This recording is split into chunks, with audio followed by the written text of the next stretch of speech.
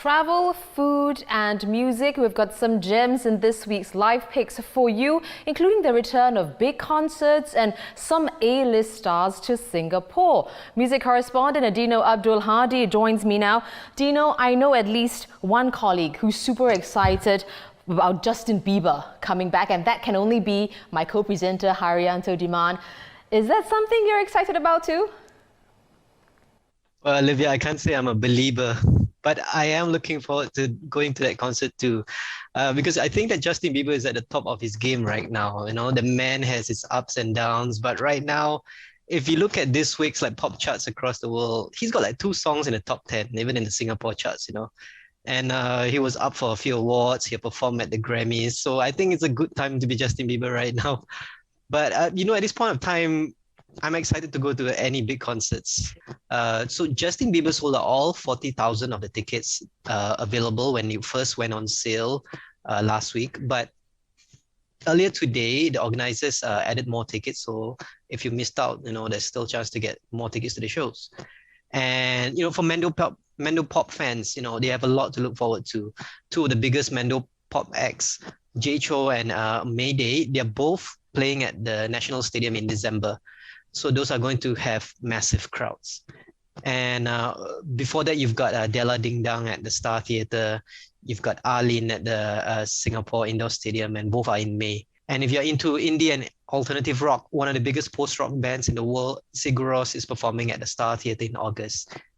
And you know what? I think these are just the tip of the iceberg. There's more to come. The F1 entertainment lineup announcement is expected to come soon. And past F1 gigs have always been some of the biggest concerts held in Singapore, with up to 65,000 people, fans at the Padang stage alone. So, you know, I think it's a very good time to be a music fan right now, and a lot of stuff to look forward to. Definitely. Many thanks to our music correspondent, Dino Abdul Hadi. Now, if you love seafood and sharing, then this might just be for you. Here's senior food correspondent Wong Ayok. Ayok, do tell us more about this new restaurant, Poisson. Okay, yeah, Poisson is a little restaurant in Bukit Pasir Road. They opened not too long ago. Poisson is French. It means fish. And although the name is French, the cooking is not French, but it's Western, but the chef will like mix in some Asian elements here and there. They have a very simple menu. The menu is just divided into 2 parts, the cold dishes and the hot dishes. So you start with the cold dishes usually. I mean, that's the tradition. So you look at that for your appetizers, and you find things that most Singaporeans will love. A lot of sea urchin, uni, there's caviar, there's prawns. So so these 3 ingredients actually make up one of my favorite dishes. And the chef adds in a little bit of spring onion oil, and that to me gives it its special taste, because a lot of other restaurants do the same combination, but that spring onion oil is what really brings it to life for me. So I will recommend that for the appetizers. And then you look at the hot section, and in the hot section, you will find most of the main courses. I love squid, so I would definitely recommend this dish that they call the game. It's a squid just plainly grilled on a hot plate, and then it's covered with like this all chopped up herbs, roasted garlic, and there are onions and tomato as well. So you sort of mix up everything together, and then the squid is just wonderful.